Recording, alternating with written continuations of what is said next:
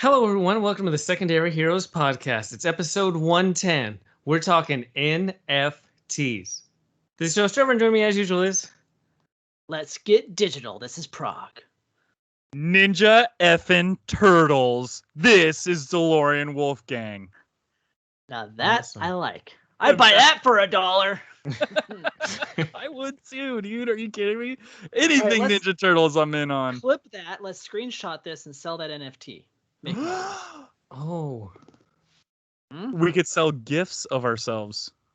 Yes, we could. I mean, that's Wait. kind of all that I see on NFT websites anyways, is just a million of the same gifs anyways. We'll get rich or die trying. We are the secondary here. So what are we talking about today, Trevor? That is a good question, because I don't know if there's a specific answer, because it kind of is differently defined by different people. But the core idea, NFT stands for non-fungible token. And what does that mean? It doesn't matter. Layman terms, essentially, you're buying a digital file that is stored on one specific server. And each set of these digital files has a specific place on a given server. So say you get number 10 of 100. That's specifically stored somewhere, and it will always be stored on a physical kind of backup. And that digital code will always be tied to that. So essentially, you're buying space on a server. There's just a little art or graphic to go with it. Nice. Yes, pretty much. I still don't get where the fungus comes in, but I will get there eventually. Well, Figure the it cool thing is, it's non-fungible. So that just out. means... Fungible. What is fungible? Who knows? Well, I It sounds so love fudge, fungible. So, yeah. Is it? So these non-fungible tokens, NFTs, I maybe it's because we're a little older that Yes. we don't really That old. understand this stuff, but we're here to talk about it. Well, NFT, man, I think it stands not for Trevor, right? Yes. It's funny when I saw that acronym, I thought, you know what? This stands for not for Trevor. That's pretty NFTG, not for this guy. Not for this. I don't think the problem is not knowing like how it works or what it is, but why. It's the why for me is where I'm stuck.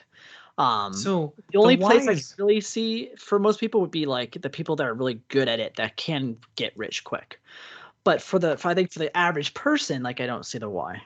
Yeah, the why is interesting because I get it from the business side of things. I don't get it from the consumer side of things. Yeah, exactly. I Well, don't get it either. I totally get it if you are a digital artist. If you're a digital artist, yeah, this makes sense. Or even if you're an artist, period, you can sell your art. And for instance, okay, if you were to sell your art at an auction, that auction house, they make their cut and everything like that. And then you make that initial, whatever it sells for. That's how much you make. And then someone else down the road can sell that piece of art again and again and again, over and over and over again. But you never see another piece of that money. You never see any kind of giddy ups with that. I can't think of the right words. I just had a crying baby in my arms for about an hour.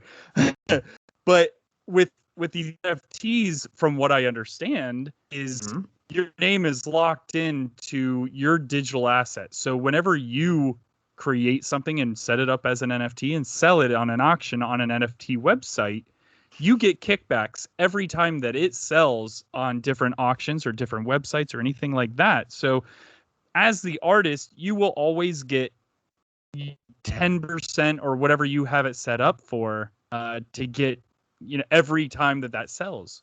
So Right. Let's say you have like a really cool picture that you put up there and someone buys it for $200 and then goes down the line and sells it for $800.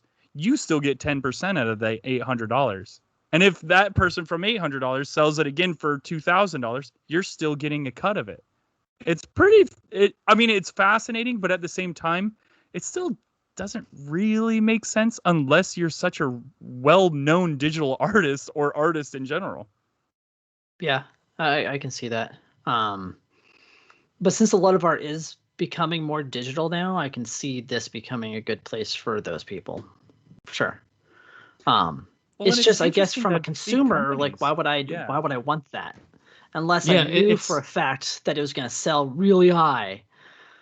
yeah. The question, I guess, is so we know what the core idea of NFTs are. It's a way for businesses and artists a new way of revenue streams to connect with users all around the globe and reduce paper and all that type of thing. Because this isn't going to just be for art. Art's a really good example right now, but it's going to extend on to collectibles. It's going to extend into a lot of things in pop culture. And so this podcast is more, we know where NFTs are. This is kind of like the baby steps. Where NFTs going to be in 10 or 20 years? Are there still going to be NFTs? Are they gone? Are they the dominant form? Who knows? So that's kind of what we're going to guess at with this episode. Right. Absolutely. Well, It'd be kinda and fun. with NFTs, the only way you can really buy and sell them is if you go through a cryptocurrency. And for me, that's great because I'm invested in a bunch of cryptocurrencies, so it's fantastic. Nice. And cryptocurrency has its own barrier to entry to being mainstream. So NFTs already are very niche. There's a niche audience. And so now you double it down with cryptocurrencies where some people like physical currencies and they'll never even understand why a cryptocurrency has value. And then this doubles it down to say, how do these digital art assets then also have value? And again, remember that value is just what somebody else will pay. Yeah. Nothing has all an it is. inherent value at all. Exactly. It's true. Yeah. Like the collectibles that we have now through the Funko, NECA, Hot Toys, anything like that, it essentially it's all just plastic, vinyl, and really not much more. You can melt all these things and they all look the same when they're in liquid form. That's fair. Yeah. Yeah, I feel like this episode could get very existential too if we really think about ownership and what's real and what's not real. But Yes. anyway. But that's the craziest part about NFTs. So when I first heard about NFTs, I heard a story of Neon Cat being sold online. The rights to Neon Cat. So I said, "Oh, so does that mean nobody's allowed to use that anymore? And if someone does use it, do they have to pay a royalty fee?" Right. No. That is not what happens. You literally just own the rights to Neon Cat, like the digital rights to it. Everybody can still use it. I can go onto Facebook right now and comment with Neon Cat if I wanted to, and nobody's going to come after me. It doesn't, like, that's not how these work. Which there's my biggest hang up is how is this going to be sustainable when I can still use the thing, like, you know what I Right. mean? Like, I Well, can you're still just buying use one specific thing. You're literally buying one copy of it, right? Right. That's No, all it This is. you're isn't buying the licensing. original. Yeah, but you're buying the original thing, like that. The original owner is selling Neon Cat, and now you are. It's like, hey, here's this cup. I made this cup. You now own it. Here you go. But there's 5 million of those cups already everywhere else. Exactly. That's why NFTs kind of is silly. It's a silly Yeah. thing because we can all still use it. Yeah. What's really fun is that back in 2016, they had Topps released an iPhone app that's called Star Wars Card Trader. And it's essentially digital cards that are just like trading cards, but they're all digital. We touched on this in a past episode. Yeah. And so this is piggybacking off of that. That was, say the count is limited to 50. All the 50 digital files are exactly the same. You still own it on your individual iPhone. It's tied into your specific account. It's still server-side based. NFTs just take that, and now of those 50, they're specifically numbered. So I have number 3 of 50, or I have number 15 of 50. But it's still, that kind of got people okay with the idea of digital assets and paying real money for them.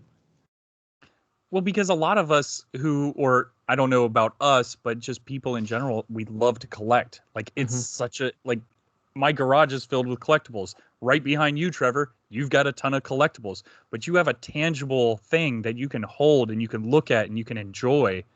Like I'm not going onto an NFT website to look at a gift that I bought for $20 or however much it costs. I don't know. It that to me just doesn't it doesn't have the same pull as actually holding something physical. No, it doesn't. It almost seems like it's more bragging rights than anything else. Especially like, look at because me. right That's now all the it is. NFTs, they have them reselling for $1.1 million. This is literally status symbol flex on people. It Yeah. has, Right. yeah. So I don't know when that's gonna get trickled down to, hey, I have this cool thing that's just cool. I don't know if we get to that point other than, hey, look at this awesome thing in your face. Look how rich I am. Right. Yeah. This random thing that just happened to go viral and everyone wanted it, and so it became, expensive. Yeah. So I actually did try to let me start from the beginning with this. I actually did try to sell an NFT. After I listened to there's a podcast out there called The Daily. It's a New York Times podcast. And this guy wrote an article about NFTs and about cryptocurrencies in one article. What he did was he took a screenshot of that article and he ended up putting it on an NFT website to sell. That night he went to bed. He was in the interview is actually really great, and it's really fun to listen to this guy's experience, because when he went to bed and that article had already sold for close to, I want to say it was around, or I'm sorry, it went up to auction, and it was auctioning back and forth around maybe like $20,000. Now, $20,000, that's a lot of money. But when he woke up, it was at $560,000, and that's where it sold, was $560,000. That to me is bonkers. And so in his article, he wanted to interview people who did bid on it, which was very interesting. He interviewed the people who were down low, like at the $10,000 mark, $20,000 mark. And then when he got to the $100,000, $500,000 mark, he asked them, why did you buy this? And they said, this is the very first NFT that the New York Times has put out there. So this is the very first that anybody will ever have. Now, here's the kicker. Rights. It's a bragging right. Here's the kicker. If you or I wanted to go onto New York Times website, we can look at that article. We can read that article. That article has been published. It's everywhere. But someone owns a screenshot of it. Which is kind of like this. A good example would be like issue number 1 of a comic book, for example, right?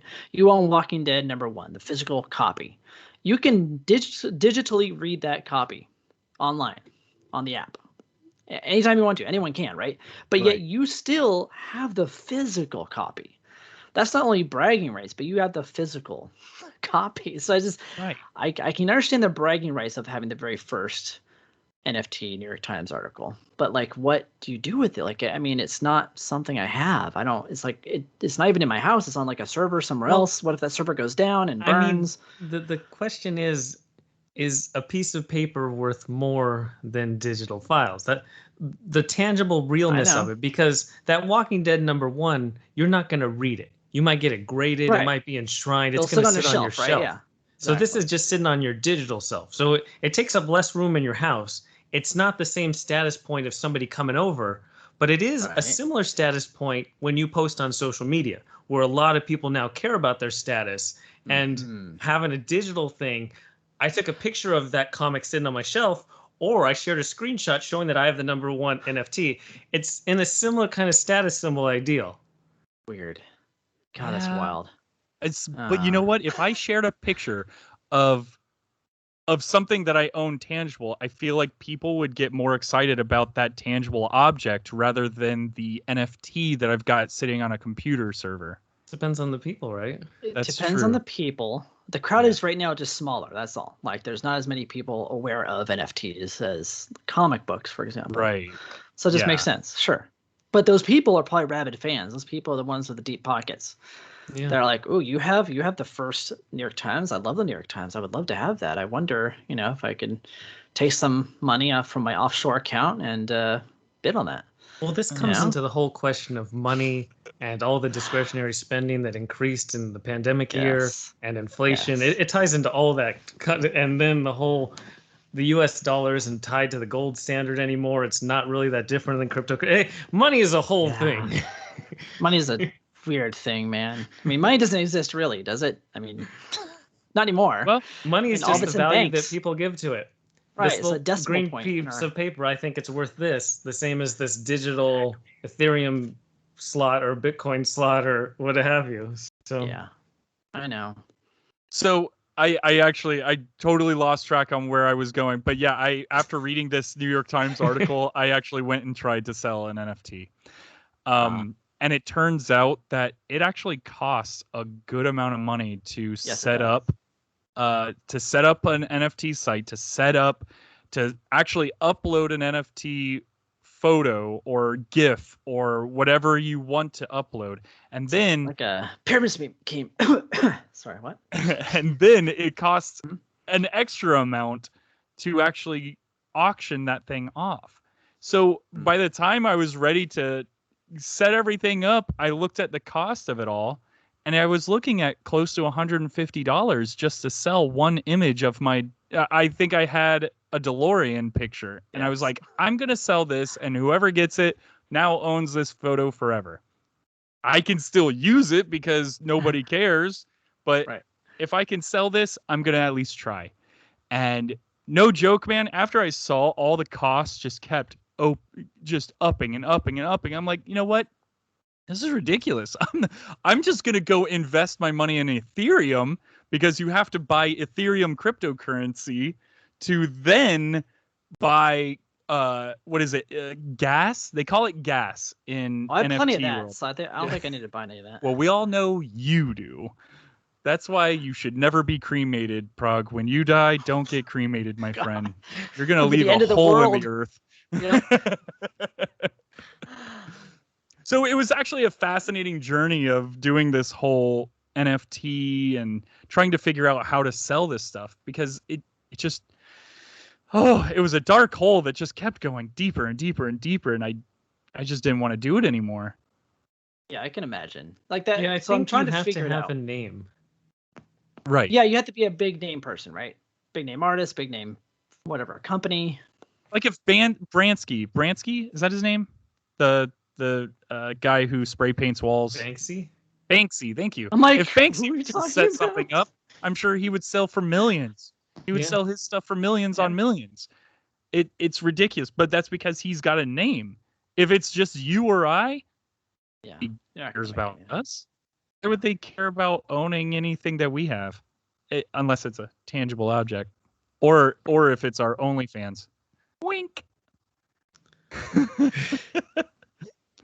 So what actually got us to get into this NFT talk tonight? Well, that's actually a good transition. So it turns out that Funko, that we've talked about on the past, they're gonna dive or dip their toe into the NFT market. And with Funko, they're starting out with the Ninja Turtles. And what's really interesting is they're gonna have digital cards, and they're gonna have different rarities, common, uncommon, rare, all that kind of stuff. But they decided to then tie physical products to those digital products. And a lot of NFTs so far have been exclusively digital. And that's kind of where that makes sense. Funko's business has been traditionally tangible. And so they're trying to merge the two together by promising physical stuff to incentivize people to buy the digital stuff. And I don't know how it's going to do. It seems that people either like the idea or this is dumb, I'm never going to spend money on it. And so it's going to be interesting to see how it plays out. But in terms of the pure odds of everything, it's very difficult to get these physical products. Just for example, there is a 0.37% chance to get a special thermal version of Leonardo. So I collect Leonardo, that's my main thing. 0.37% chance out of a possible 270,000, and it costs $30 to buy 17 cards. So essentially you have 17 shots at 0.37% at $30 to get this single item. Maybe, right? Your chance at it. Yes. Wow. Just wow. I mean, thankfully, the actual physical pops are phenomenal. Like they actually made sure that these weren't just like a chrome job on a pop. Like these are legit, amazing decent looking designs. ones. They really are. They're fantastic looking. I just wonder if there's going to be enough people to buy enough packs at the end of the day to even get some of these. Like, 'cause I know that for the Freddy Funko one, you have to actually collect all in the set, The whole which set in of and 96 itself cards. is difficult. There's 96 cards. There's Yeah, and you have 96 to, like, cards you need to network collect with people. And again, one pack for $30 costs $17, or flipped 17 Yeah. cards cost $30. So to get 170 cards would cost you $300. And again, of this 96 cards, there's 8 in the epic category, and you have about an 8% chance to get an epic card, but you have to get all 8 of them. The Freddy's going to be really tough. There's supposedly 2,126 real Freddy's or tangible Freddy's versus the NFT versions of the sets. I don't know if all of them are going to be redeemed, and then I don't know what Funko does Right. with the rest. Yeah, like, are they made to order kind of a deal? Like, is it It like, seems okay, they're we'll made to see. order because they're not going to be available for 120 days after the Right. launch. So the launch is coming up on August 3rd. And Yes. 120 days later, they're going to be shipped to the people who redeem them. So they're sounds like they're made to order. Yeah, that's what I'm thinking. I think we're just gonna see how this plays out and see how many people actually do it. And be like, all right, we're gonna make this many, and then we'll have a few extra. And then the biggest question is the consumer side of things, because from Funko's perspective, it makes a ton of sense.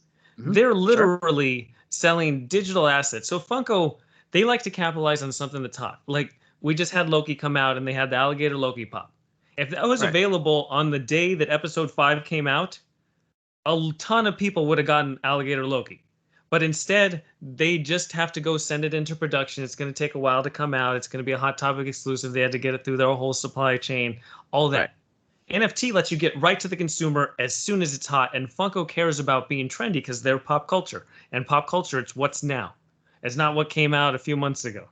Mm-hmm. So it makes a ton of sense for Funko. But on the flip side, as a consumer, I'd rather have the alligator Loki pop as compared to the digital alligator Loki card that just came out. And there's no way I'm going to be able to afford $300 to potentially have a shot at getting the tangible potential alligator Loki pop that comes out in 3 months or whatever. So it's tough. Man, that actually makes me think, like, if someone actually did get one of they managed to get all of the NFTs to get that Freddy. Just imagine the resale value on that. If you're, let's say you do spend the $300 to actually manage to get all of those. I mean, that's you're looking at a resale value in the thousands. It depends though, because people have to care.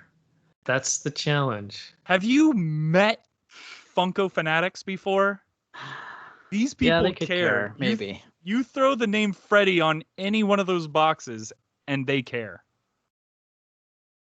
Yeah, I still think that the physical is what I would rather have, just in general. Absolutely. Just talking about NFTs, because like I can't take a picture of my digital something out with me. Like, I can't go to Disneyland with it, with my digital Loki, and take a picture of him. Unless I have my phone, like a separate phone here. I'm gonna take my picture of my phone picture. Like, no, it doesn't make any sense. But if you think about it, okay, I'm gonna get, this is down the road type of thing. Let's do it. Let's say down the road, we turn into a society of like Ready Player One type of society, where we don't really need anything tangible. Everything that you want is now all in your virtual world that you go into. So who knows, maybe this is kind of a start to a Ready Player One type of world where all of our collectibles are now online. You put on your headset and you can actually live in the space of your NFTs or your collectibles. You could have a virtual collectible room and invite people over with their VR headsets and show your whole shelves, and you can stylize the shelves any particular way. NFTs are definitely the groundwork for Ready Player One, more than anything else. Because just imagine, like, the entire book and movie are based on getting essentially pieces of prop culture that you can accent your avatar with. Right. So imagine you bought the Millennium Falcon in the game, in the Ready Player One universe, right? And you're like, this is my Millennium Falcon. They said there's only 400 Millennium Falcons made, and you get to actually fly it around to go between the different planets. You have a specific tangible thing within this world that everybody is currently looking at. They can see you. See, right now we're looking at it from the prism of it's on my computer screen or it's on my phone screen. Right. In the future, the idea is that everybody's going to be in VR, and so everybody has a shared screen that they can see all of your super cool things. And would there be more incentive to spend money on a Millennium Falcon that you can use in Ready Player One that everyone gets to see? Oh, he has the special 1 of 400 edition Millennium Falcon. That guy's super awesome. Well, and it's interesting that you bring all of that up, because remember at the beginning of the pandemic, the hype for that game, what was the game on Switch everybody was playing? Animal Crossing. You were inviting people to come to your Animal Crossing island to look at your stuff. Yeah. That's also a start to this Ready Player One world. Just you're not able to live in it through virtual reality. You're just looking on a screen, but you're able to invite your other friends on their screen to come look at your stuff. Yeah, they still get to see it. Exactly. That's a really, like, Nintendo could sell, say it was a Mario statue that you could put in your Animal Crossing house. And there was only a few of them because it was NFT based. And there's like 500 of them. And you go to somebody's island, they have the Mario statue. That'd be crazy. See, this is where it becomes really fascinating. Like, and it has more value, right? Because you see a real world example of, I like inviting people over to my Animal Crossing island. So you could Twitch stream it and be like, my whole Mario thing, and then people could watch that stream just to see it. It ties into a lot of things. Yeah, it's very interesting because my garage will not be this messy. I could actually get rid of all this crap in here just to live in the virtual world. I mean, Fortnite kind of has that same idea. They have all these pop culture connections. And so they just had that whole tournament where you could play it and win the Thanos skin. What if you could buy the Thanos skin and it's, $15, but the one that you won in the tournament is slightly different? And so it's NFT based. There's only 179 winners of the tournament. So those are specifically numbered 12 of 179. The Thanos skin is slightly different. And then people can see it as you're playing in Fortnite. Oh, he has the awesome Thanos skin. He won the tournament. So that's another way to show off within a digital world. I think that's the crux of this, is that NFTs are nothing like that yet. And I think it's going to be a while before that happens. Like right now, I do not care about NFTs at all. I care about their future, but as of right now, it's going to be at least 10, 20 years before I care. By then, I'll probably be dead. So it doesn't really matter. Here's the kicker. Let's say tomorrow, Fortnite says, hey, all of our skins now are NFT based. So let's just say, hey, we're now going to be selling these as NFTs. Let's say you've got the Rex skin from season 1.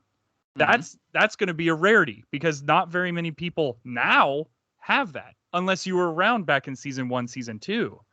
Now you've got something that's super rare that you can sell to other Fortnite players. And that's where I get a little excited because I'm still keeping my Fortnite account going, because one day I'm sure this is going to happen where I'm going to be able to sell some of my older skins and I'm going to make my money back that I wasted on that stupid game. Maybe.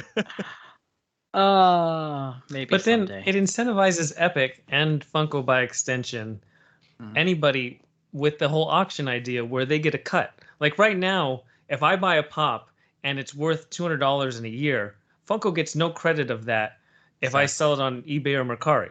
But now if I sell the NFT on the secondary market, they're like, oh, I get 10% or whatever. So each time it incentivizes Funko more, and it incentivizes Epic that they can have the skins sell themselves without even doing anything. It's what do they call it? It's called you know what? I don't even know what it's called. It's where it's passive income. That's what it is. Yes. Yeah, you're making passive income off like memberships or gift cards. So it's really fascinating, and I'm surprised not more companies are trying to jump on this fad. And I'm surprised actually that Funko is actually taking a little bit longer with this. Well, I'm sure they had a lot of hoops to go through and make sure it was done right. I'm sure it's not easy. It's also the gas money aspect, because Funko has made it so you need a wax wallet, but you can go on Funko.digital and literally put your credit card information, and they included all the gas fees and the conversion to Ethereum. You don't have to look at any of that. You can use your credit card and buy a thing, and they just put it into one flat price of $30 for those 17 cards. Yep. You have to remove all the how the sausage is made and just make it here's money, give me stuff. That's what you need to connect to consumers. Right, exactly. Absolutely. Rather than bouncing around Pancake Swap or what did you say, Wax Museum or something like that? You're having to go through all these avenues just to buy something when I could just go onto eBay and buy a toy if I wanted to. A physical product. Because I'm still of the mind of having physical in my hand. I like having the physical object. What about memory? So say they did it where a sporting event, like people keep the ticket stubs where they went. I've been to every Super Bowl, or I went to the World Series game where my team won, and you have the actual physical ticket stub. What if they made it so it was digital based, and you literally have this seat number that's marked for this date, and there's a digital NFT version of it where you're the only one who has that seat for that game. There's still kind of a appeal to that without having a little piece of paper. That's interesting, but at the same time, what would be the point of reselling it at that point? Like, if I have that little piece of paper, I can frame that and put that in my office and I can look at it. You know what I mean? Like if it's an NFT, then it just sits somewhere saved somewhere. Get an iPad and use it as those digital photo frames where it's just on your wall mounted with your NFTs. Dude, I have learned how much picture frames are because I've got a bunch of things that I want to frame. They're like on the cheap end. They're $20 a piece. So yeah, I think I'd rather just buy a freaking iPad and just let it do scroll. Yeah, it just does a photo slideshow of all your NFTs. Photo slideshow. Now I don't have to buy any frames anymore. Oh, you guys are so 2000. I love it. It's cute. Oh, what do you mean? You're the one who's like, I'm not ready for it. No, I'm talking about the digital. So much time. The digital photo frames are a bit dated now by a couple decades, but no, you use an iPad. Yeah, use an iPad. I know, as a photo frame. It's a digital photo frame. It's the same thing. I'm just saying they're dated now. I would be caught dead with one of those in my house. I did get my mom one where I like whenever I want, I can email pictures to it and it just automatically updates to her little digital photo frame. And I thought, dude, this is great. Like I can just keep sending my pictures of my baby through that and she gets updated pictures all the time. That's like the screen on fridges. You can send stuff to those fridge screens, like because you have a ton of money, you're gonna drop $4,000 on a fridge just so it has a screen on it. Unreal. And it connects to the internet. From my fridge. My phone's into my pocket. But I'm going to go scroll through Pornhub on the middle of my kitchen right now. It's just like sitting there in your boxers. It's appetite based. That one. Hey, you might get hungry in the middle. You're working up an appetite, really. Huh? An appetite for something. For something. But movie tickets could work in the same way. Because like AMC Stubs has a thing where you can go and look at your digital ticket stubs and be like, oh, I was at the premiere of, Endgame or whatever as my Thursday ticket on April 26th. You could do that as an NFT where it's specifically coded and tied that night. Because it limits the number of run of it. I think you could reprint anything onto a piece of paper and say this is the actual thing. That's I think the paper aspect of it. Okay. So, but here's another thing about NFTs is it doesn't have to be an image or a digital file, or well, it does have to be a digital file, but it doesn't have to be an image. Like if we wanted to, we could take this episode that we're recording right now and set it up on an NFT website, and we could sell this, and someone could own the rights to this episode of our podcast. 1 of 1. Do it. Let's do it. 1 of 1. And nobody else. First NFT podcast episode ever. Oh, I'm sure there's plenty already. People do all kinds of stuff. Yeah. It would cost like $200. We could sell it for 5 cents. Forget it. Not worth it. NFTs are not worth it. I don't get it. So I was thinking about the future of this idea, and I think it would be fun if NFTs were something that you get that was like an alternate version, like you were talking about the Thanos skin. Like, say for example, you get like like a director's cut, but it's a certain director's cut of a film, and you're the only person that ever gets to see that or have that copy. Stuff like that would be more interesting to me than say that's a flex. Right. Yeah. That's a flex. It's like right? the Wu-Tang Clan album. If there was a digital copy of it. Yes. See? And you're like, That's well, if you guys interesting. want to see it, you got to pay me, you know? Yeah. That's how I would If run they it. would have released the Snyder cut as a NFT, Yes. I think that there would probably be way more hype on it. Yeah, there's only going to be 10,000 copies of this. First come, first serve. You're number what of 1,000? Everyone's like, oh, I want to be number 1, so I'm going to buy it. Oh, I'm only number 22 or whatever, but still, they got their money. And then and that's funny. There's that's the whole privacy go ahead. aspect, or piracy aspect for digital files. Yeah, I know. Like the NFT, it would need to be more reward. Like, when you go to an opening weekend box office and they'll give you like a little action figure, a little token, or a poster or something. What if they gave you an NFT? Right, instead. Like, you were the first person to watch this on opening day. Here's your NFT. Yeah, it's not the ticket stub. It's an actual Right, NFT. It's like a little token of something. a Black Widow logo or something. Maybe it's a special ringtone that only you can use. Well, but that's still the interesting thing about all this. Yeah, I can see how they could possibly limit to the people who get to see it, because if I jump back to Neon Cat, everybody can still use Neon Cat, but someone owns the rights to it. Right. Exactly. Like how it's just I guess it makes it tough to really figure all this stuff out. And right now NFTs are so new that people like us are talking about it going, I'm not sure if I fully understand it. And like 20 years from now, we're like, oh, kicking ourselves for not getting into it earlier. Oh no, I'm already invested in Ethereum, so I'm good. All right. People got to buy Ethereum gas to set up NFTs and sell them and all that. So giddy up. It's like selling the pickaxes and the plates at the gold rush. Exactly. Yeah, you don't go for gold. You sell the tools needed for get the gold. Exactly. That's ding ding ding ding. Nice sound clip. But think about the future of NFTs. Let's say NFTs in the next 20 years take off, just skyrocket. Everybody wants NFTs instead of tangible things, actual physical. What happens to now our brick and mortar stores? I mean, now what's the point of having stores? What's the point of having malls? What's the point of having a Hot Topic? What's the point of having that type of stuff? You don't go to the dude. We have 3 It's been like a year and a half since I've been outside of my house, so no, like nobody goes out anymore. I guess you are at that age where the virus probably attacks more. So. Exactly. I gotta be careful. The elderly, for some reason, they can't do it. Can't do it, man. Can't go outside. But no, brick and mortar stores have been going under for the last 20 years, dude. They've been on the decline. So I don't think they're going to be around for much longer. Maybe a few years. NFTs could easily become the nail in the coffin. Yeah, they could be. For some aspects, right? Yeah. For sure.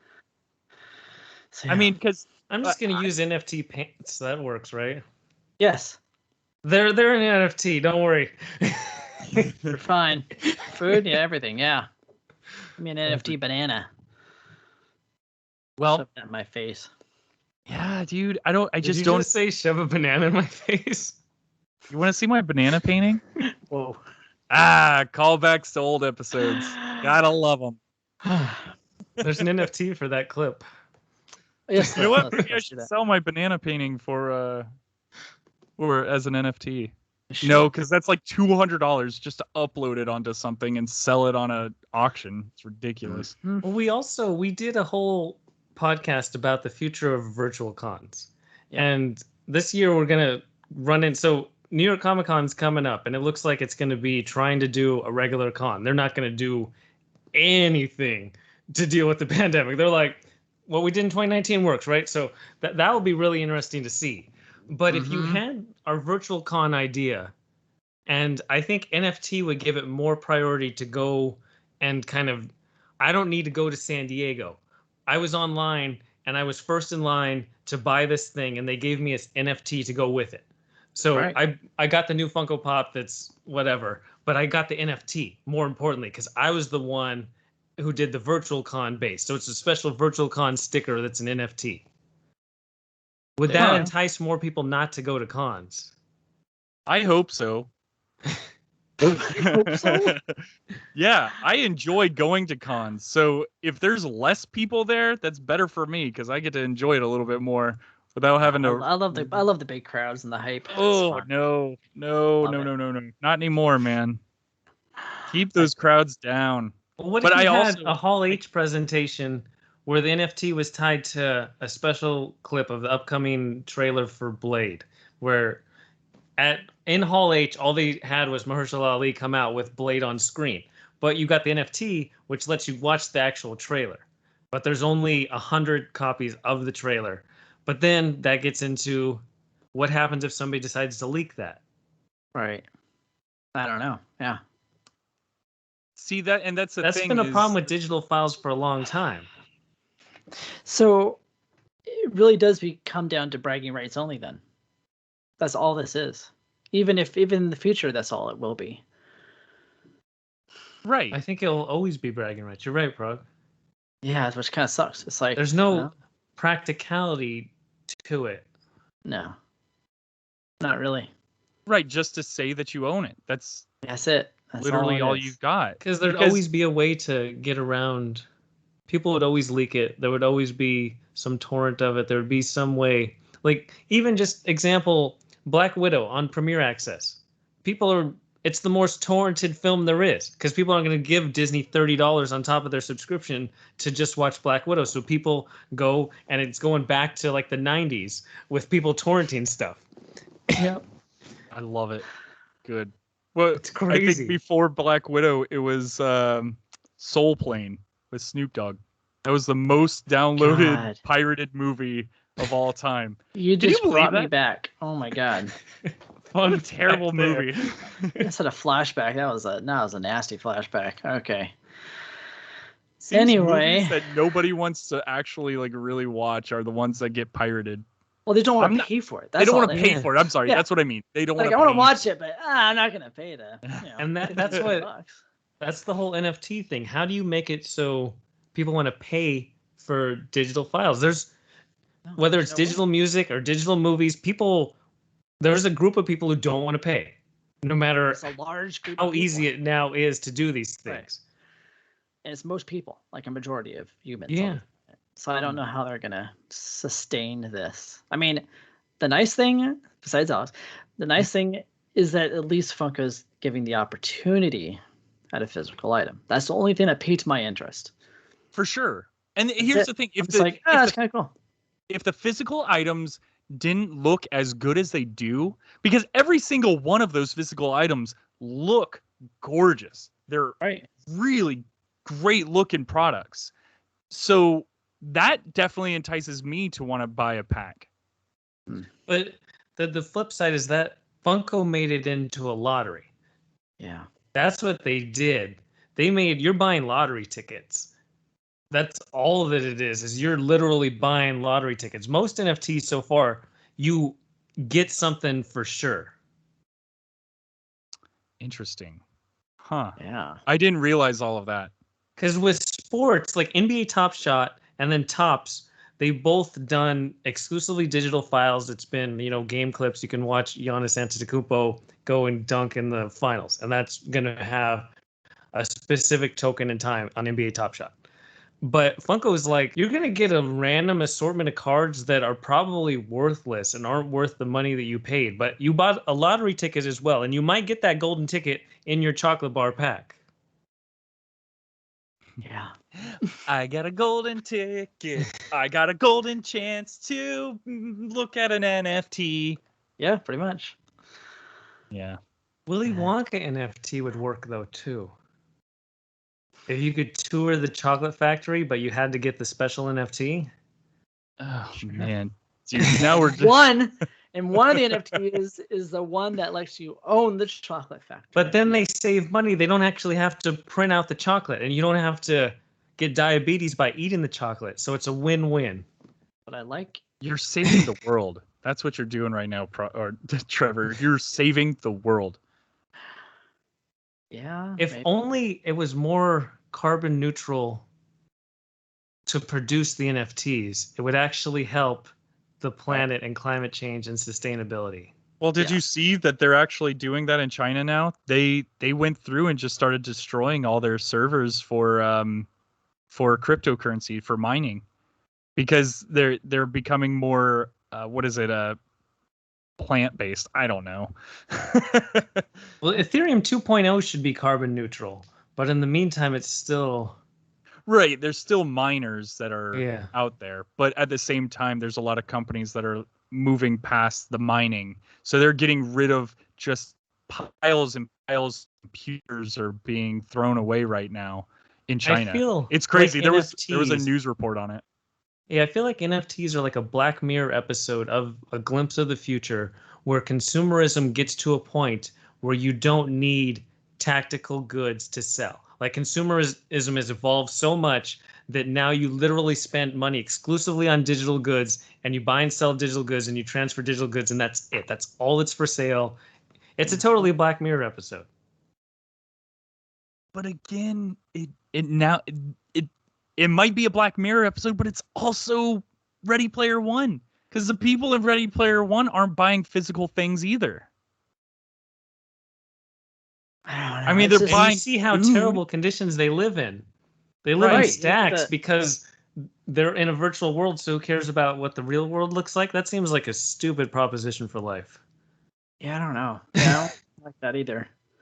But that also, it might be because we destroy the climate so much that there's nothing beautiful to look at in our world anymore. So it's a whole balancing thing. Maybe NFTs are the results of we can't produce all this worthless crap anymore. All of the costs of shipping these pieces of plastic across the globe and everything, it's just not sustainable. So we go into digital goods. That's why it's more Black Mirror. Like consumerism has to evolve to deal with that's the only way to produce goods anymore.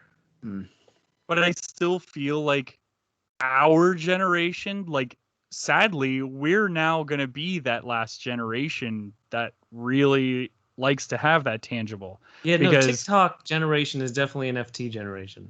Absolutely. My daughter is going to grow up and she'll probably not want to have physical stuff because by the time she grows up, she's not going to be able to even afford an apartment in California. Yeah, she'll be like living in a closet and like, oh, I'm just going to be able to film right here. I can't put stuff in my closet that I live in for $10,000 a month. Yeah, exactly. Well, people still like buying digital goods already, especially younger audiences. Like, I'm going to dress up my avatar with certain items that are completely digital. I can't wear this shirt that I just bought for my character, but my character has this awesome shirt, and people are already used to doing that, especially younger audiences. There's all kinds of iOS games that do that. Oh, man, and I think Fortnite really took us all by the hand and said, hey, dress up this person on screen, huh? And you can go do something with them. And that Fortnite would make NFTs way more mainstream. I gotta imagine Epic's working on it. I would assume so, right? Like, why wouldn't you at that point? So, and I know that I'm invested in a cryptocurrency called SafeMoon, and with SafeMoon, they're actually they're jumping into what's that other game that with the blocks, all the blocks or whatever? Roblox? Minecraft. Thank you. So they're actually going to become. Yeah, Roblox is also hot, but I don't think they have anything to do with SafeMoon. But yeah, SafeMoon's actually doing something with this Minecraft, and they're wanting to do NFTs as well. And I'm wondering if they're going to have some kind of NFT integration with Minecraft to where you're now doing exactly like what you would do with what's the other? Makes Fortnite. sense. Yeah. Video they're- games is they're- definitely like collectibles make sense. We'll see how many people jump on board with what Funko's doing. I don't know if they're going to sell all of their packs. I kind of feel like they might. And if they do, there's going to be a ton. Like they probably have this huge laundry list of NFTs to come if Turtles does successful. If it doesn't sell out the first day, Funko is going to probably reassess their future plans. But video games, I think, would be the way to really do it because people are already used to buying digital goods in video games. Right. Yeah. Yeah, I think that's the future in video games for right now. The immediate Yeah, future. because you're trying to sell something that all the people you sell to are used to tangible goods, and trying to convert those people is way tougher than we've exclusively sold digital goods and here's more of that. Yeah. It's a different audience. It's fascinating. So fascinating. It really But is. I will say Funko, I feel like they're doing it right by starting with Ninja Turtles because it is such a broad spectrum of people who are into Ninja Turtles rather than if they were to say, hey, our first NFTs are going to be all Harry Potter. That leaves me out. Like now I'm very much uninterested. But just about everybody is into the Ninja Turtles. Well, Ninja Turtles is a good experiment because it's not Star Wars or Marvel where it's just like huge, but it's also not super niche like HR Puffin stuff. So Right. it's kind of like a middle ground where it's cool and it has a broad appeal. It's not everyone, but it's also not super niche. But it's also pinpointing in a way our generation. We're the generation that has money now. So we're the ones who are, well, I know, shake our heads. But that was a good one, Alex. But you're not going to come out and say, "Hey, here's a Space Jam 2021 NFT." Oh, That's only really that's gonna hit the kids. Like I have no interest in that. That's gonna hit the 6-year-olds at this point, and 6-year-olds have no money. We might as well use a license that we have where the people who have money can actually pay for these. I wonder if they picked the wrong generation though. Well, because we don't understand NFTs. Yeah, we don't much. understand NFTs and we like tangible things. And so it's weird to go after people. Like, turtles haven't really been relevant. Like, they keep trying on Nickelodeon to do all these different types of turtles, and it just doesn't hit. I want to say that Harry Potter would have been the better choice. I don't know. Because that would have been the age demographic, and it's their number one selling line. And it's been that way for years. Maybe Harry Potter was the wrong example. Harry Potter definitely was the wrong example. Yeah. Maybe I should have said something. When you go to Universal Studios and you see everybody buying those like $180 robes that aren't even there's like 99-cent store quality, but they're official. They're still going to pay Studios. that much for them. Dude, they're in the middle of August in Florida where it's 100 degrees outside, and they're buying $180 robes. Ugh. Yep. And the cool thing is they're so cheap that they're relatively breathable. I mean, they aren't like full on like robes that they are actually wearing in London or something. But hold on, Trevor. Let me just show you my NFT of the robe that I bought. Oh, nice. Yeah, let's see what it looks like. I can't wear it. I can't show it off without my phone or computer. But you know what? I have it. And there's only 100 of them. I guess think how many of the clothes they just have those on a chain. Those are coming in every day. Oh man, I don't know. All I know is I have plenty of stuff to waste my money on, and it's not going to be NFTs, at least not in my lifetime. Fair. Yeah. But for you young kids out there, enjoy it. Waste your money on them, unless you're good at it and you can actually flip a profit. Then by all means, go ahead. Dude, I admire those people. Yeah. Those people, yes, but the other people, I don't understand. That's just me. That's my 2 cents. I don't know what else we can say here about NFTs. Fans, let us know what you think of NFTs. Is there any NFTs that you could think of where I would put money on that? Is it a sporting thing? Is it a movie-based thing? Is it a Ready Player One future? What would incentivize you to buy an NFT? Or have you already bought NFTs? Let us know. Let us know. That is an interesting question. And if you want to let us know, you could check us out over on crossthestreamsmedia.com. We forgot for that. links to all of our social media, where you can get a hold of all of us and let us know what you think about NFTs. Actually, on crossthestreamsmedia.com, you can leave a voicemail. So then we can then listen to you talk about NFTs, because that's what we're talking about. Anyways, while you're over there, make sure to check out some of the other shows like The Dorksman, The Movie Gap, 3 Beers and a Mic, the Dan Aykroyd podcast, and so much more. This is all at crossthestreamsmedia.com. If you don't want to go to Cross the Streams Media, you can check us out on Twitter, Instagram, Facebook, all of those at Secondary Heroes, because that's who we are. We're the Secondary Heroes. And if you're on YouTube, make sure to smash that like and subscribe button, because who doesn't like to smash? Am I right, boys? Wink. NFTs. And remember, all of this is free for you and priceless to us until we decide to sell this as an NFT. Then it's going to be very expensive for you and very lucrative for us. Probably the opposite.